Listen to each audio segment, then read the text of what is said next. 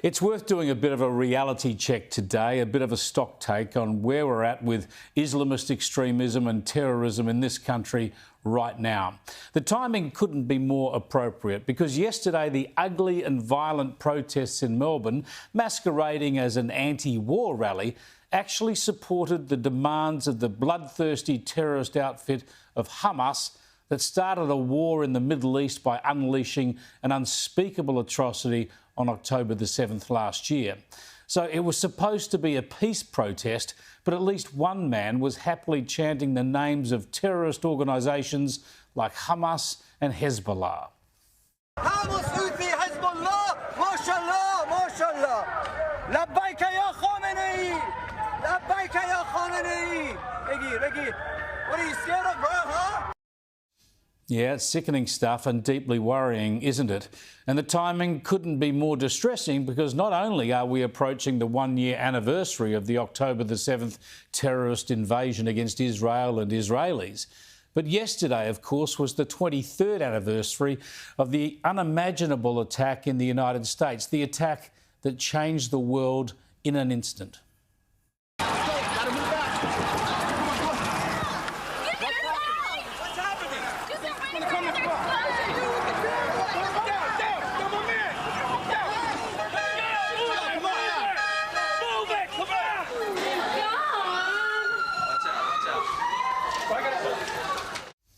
Yes, it was 23 years ago today that most Australians were waking up to that news and all the fear and uncertainty that came with it. 9/11 was the moment when the war on terrorism became necessary, and while some people look to deny it or avoid it, that war is ongoing. Over the past couple of decades, we've lost about 200 Australians to terrorist attacks, overseas and at home, and in the war against terrorist actors in Afghanistan. It started with 10 Australians being among the almost 3,000 people killed on 9/11. We've also lost scores of people in Indonesia and others in Britain and Turkey and the Middle East and elsewhere. And of course, attacks have occurred in Australia, killing at least 6 innocent victims here, while other plots have been thwarted. So it's worth reminding those ignorant and violent protesters when they seek to legitimise terrorist organisations like Hamas and Hezbollah, they need to be reminded just what Islamist extremism means and just how it invariably leads to the slaughter of innocent people.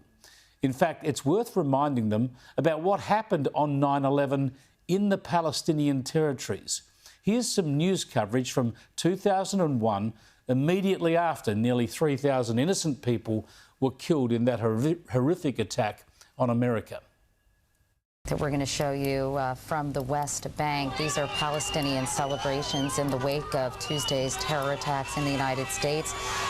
Apparently, Palestinians took to the street chanting, "God is great." People were throwing candy, distributing candy to passers-by.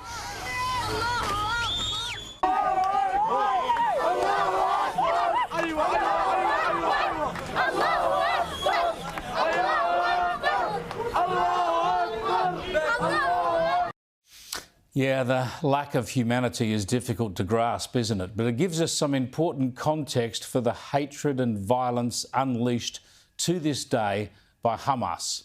And it beggars belief that Australian protesters could lend any support to the evil cause of Hamas. It's a hateful death cult and it needs to be defeated.